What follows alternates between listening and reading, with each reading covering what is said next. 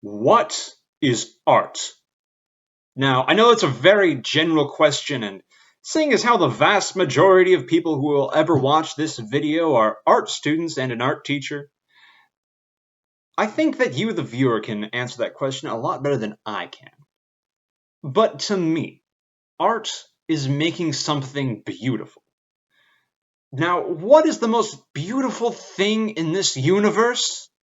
That's right, food! Yeah, it's future Bryn here. I realized after making the entire video that I never actually sat down and said what my three objects I'm bringing over from other students' projects are. And I decided to take some liberties with the specifics of those items. So, firstly, instead of a paintbrush, I got a pastry brush. Instead of one of those electronic egg beaters, I decided to go with a manual one. But I couldn't find one, so I went with a whisk instead. And then I'm keeping the pan from the cheesy bread.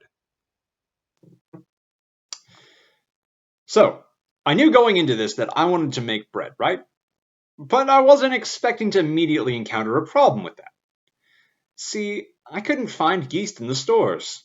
I searched high and low, but I just always kept coming up empty-handed. So what's a man to do?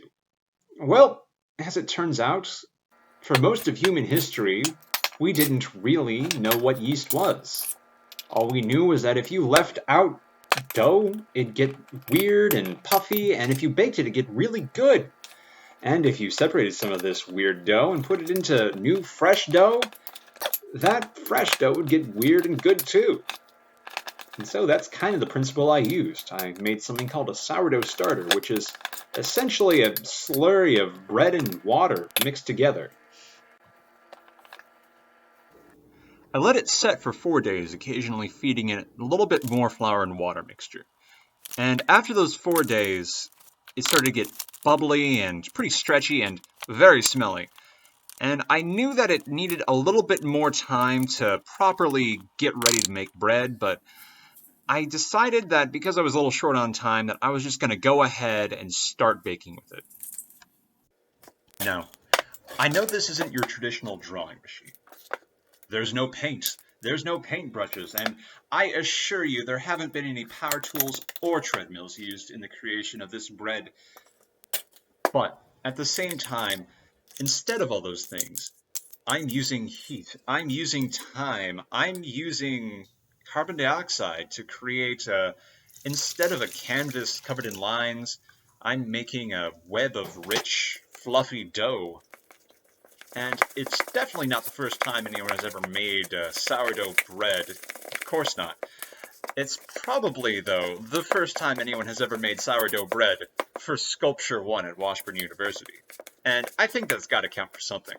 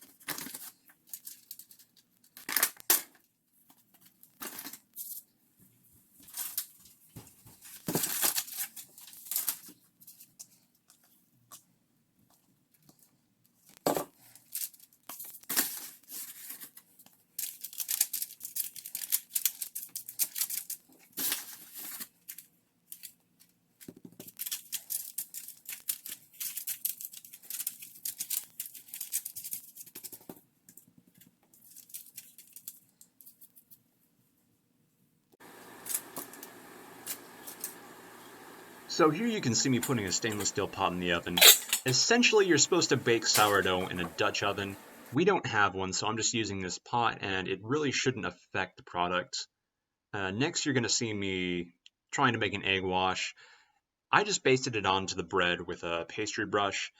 I don't think it really harmed or benefited the bread's crust, as it really didn't develop at all.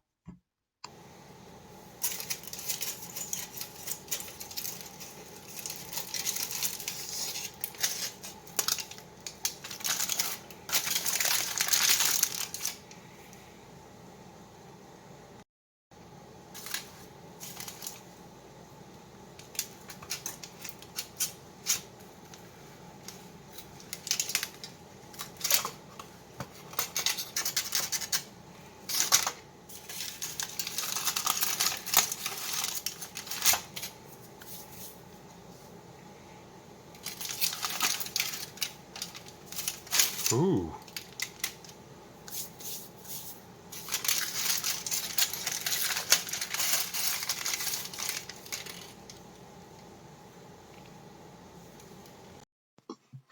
So here we have the finished products. Now, I'm not gonna lie. It didn't get that fabulous brown crust that sourdough normally has, and it didn't have as many bubbles as it could have had. But to be honest with you, I thought that there would be less than this. I thought that the yeast just wasn't matured yet, and to be honest, I'm kind of floored that I got this result here. I haven't tried this yet, so here goes.